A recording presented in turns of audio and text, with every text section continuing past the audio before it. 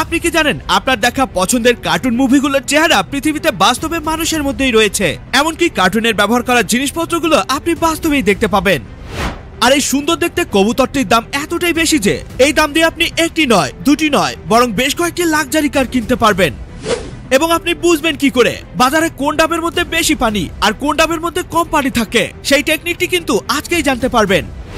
আর পানির উপরে ওয়েল্ডিং বা ঝালাই করতে তো নিশ্চয়ই দেখেছেন, তবে কি পানির নিচে কখনো ওয়েল্ডিং বা ঝালাই করতে দেখেছেন? যদি দেখেও থাকেন তাহলে সেটা কিভাবে কাজ করে, তো এমনই ইন্টারেস্টিং তথ্যগুলো জানতে পারবেন আজকের এই ভিডিওটিতে। তো বেশি কথা না বাড়িয়ে চলুন তাহলে শুরু করা যাক।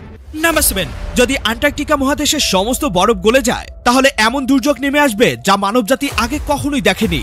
কারণ অ্যান্টার্কটিকা মহাদেশে এতটা পরিমাণে বরফ আছে যে যদি সেই বরফের সবগুলোই গলে যায় তাহলে সমুদ্রের পানির লেভেল 58 মিটার পর্যন্ত বেড়ে যাবে। মানে আমাদের সোনার বাংলাদেশ তথা সমুদ্র তীরবর্তী অঞ্চলগুলো পানির তলায় ডুবে যাবে। কিন্তু শুধু এটাই নয়, এ কারণে পৃথিবীর তাপমাত্রা হঠাৎ করে অনেক বেশি বেড়ে যাবে। কারণ সাদা বরফ সূর্যের গরম কিরণকে প্রতিফলিত করে দিতে পারে। সে কারণেই যদি সমস্ত বরফ গলে যায় তাহলে পৃথিবীর তাপমাত্রাও অনেকটাই বেড়ে যাবে। আর সাথে প্রচন্ড ভারী বৃষ্টি, সুপার সাইক্লোন, এমনকি অনেক সামুদ্রিক প্রাণী পৃথিবী থেকে সারা জীবনের জন্য বিলুপ্ত হয়ে যাবে। আর সব থেকে ভয়ঙ্কর ব্যাপার হচ্ছে অ্যান্টার্কটিকা মহাদেশে অলরেডি বরফ গলা শুরু হয়ে গেছে। মানুষরা যদি এই বরফ গলা থামাতে না পারে তাহলে খুব দ্রুতই মানবজাতি প্রকৃতির এমন ধ্বংসলীলা অবশ্যই দেখতে পাবে। নাম্বার 6, আমাদের মহাবিশ্বে একটা অ্যাস্টেরয়েড আছে যেটি বর্তমানে মঙ্গল গ্রহ এবং বৃহস্পতি গ্রহের মাঝখানে ভেসে বেরোচ্ছে। কিন্তু এটা আপনার বিশ্বাস হবে না যে যদি কেউ এটাকে পেয়ে যায় তাহলে তার কাছে এতটা পরিমাণে টাকা চলে আসবে যে যা কিনা পৃথিবীর সমস্ত টাকাকে এক জায়গায় করে দিলেও এর সাথে পেরে উঠবে না। হ্যাঁ, এই অ্যাস্টেরয়েডটির নাম 16 সাইক। আর এর মধ্যে সোনা, রূপা, এমনকি ডায়মন্ডের মতো অনেক দামি দামি খনিজ পদার্থ রয়েছে।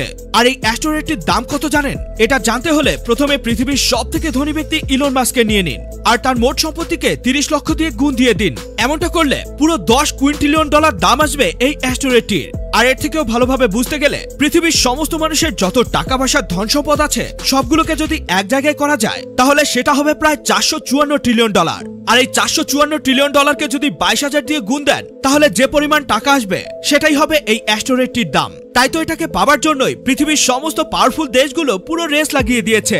আর সেই দৌড়ে আমেরিকা তথা নাসা সবার আগেই রয়েছে।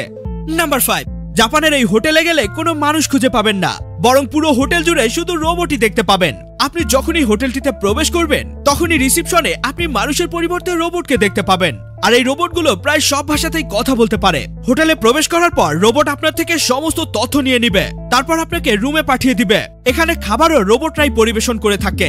এমনকি হোটেলটিতে ব্যবহার করা আলমারিগুলো রোবটিক। আর হোটেলটি পরিষ্কার পরিচ্ছন্ন রাখতেও সব কাজ রোবটরাই করে থাকে। সব থেকে আজব বিষয় হচ্ছে হোটেলটির অ্যাকোয়ারিয়ামে রাখা মাছগুলো আপনি রোবটেরই দেখতে পাবেন। মানে আপনি বুঝতেই পারছেন অন্যান্য দেশের তুলনায় জাপান কতটা এগিয়ে আছে প্রযুক্তির দিক থেকে।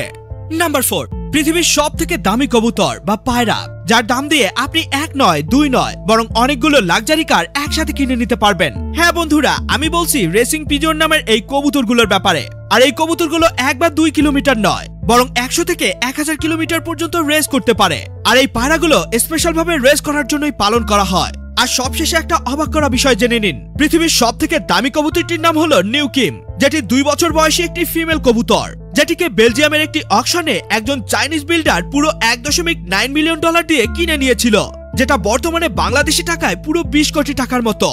নাম্বার 3, ওয়ার্কশপ বা লেদের দোকানে ওয়েল্ডিং মেশিন দিয়ে ঝালাই করতে নিশ্চয়ই অনেকবারই দেখেছেন। তবে আপনি কি কখনো ওয়েল্ডিং মেশিন ব্যবহার করে পানির নিচে ঝালাই করতে দেখেছেন? আমার তো মনে হয় না। তবে হ্যাঁ বন্ধুরা, পানির নিচেও ওয়েল্ডিং বা ঝালাই করা হয়ে থাকে। আসলে বড় বড় জাহাজ কিংবা সমুদ্রের নিচে থাকা তেলের খনি থেকে তেল তোলার কাজে ব্যবহার করা বিভিন্ন জিনিসপত্র, যেগুলো কোনো কারণে ড্যামেজ হয়ে গেলে সেগুলোকে পানির উপরে উঠিয়ে সারিয়ে নেওয়া খুবই মুশকিল কাজ। আর এজন্যই ইঞ্জিনিয়াররা এমন একটি টেকনোলজির আবিষ্কার করেছে যার সাহায্যে পানির নিচে ওয়েল্ডিং বা ঝালাই করে সেগুলোকে সহজেই সারিয়ে নেওয়া যায়। তবে এটি কিন্তু মারাত্মক ঝুঁকিপূর্ণ একটি কাজ। একটু কম বেশি হলেই মারাত্মক রকমের দুর্ঘটনা ঘটতে পারে। কিন্তু এই কাজটি করার সময় যথেষ্ট সতর্কতা অবলম্বন করেই করা হয়। এই কাজে শ্রমিকদের একদিনের স্যালারি প্রায় লাখ টাকার উপরে হয়ে থাকে। তো বন্ধুরা, আপনাদের মধ্যে কে কে এই কাজটি করতে চান তা আমাকে কমেন্টে জানাতে ভুলবেন না। নাম্বার 2, বন্ধুরা, গরমের সময় ডাবের পানি পান করতে তো সকলেই ভালোবাসেন। তবে গরমের সময় বাজার থেকে ডাব কেনার আগে এই ফ্যাক্টটি অবশ্যই জেনে রাখুন, তাহলে ভবিষ্যতে ডাব কিনতে গেলে কখনোই ঠকবেন না। আমাদের মধ্যে অনেকেই ডাব কিনতে গিয়ে ঠকে যায় শুধুমাত্র ডাব কেনার জন্য সঠিক পদ্ধতি না জানার কারণেই।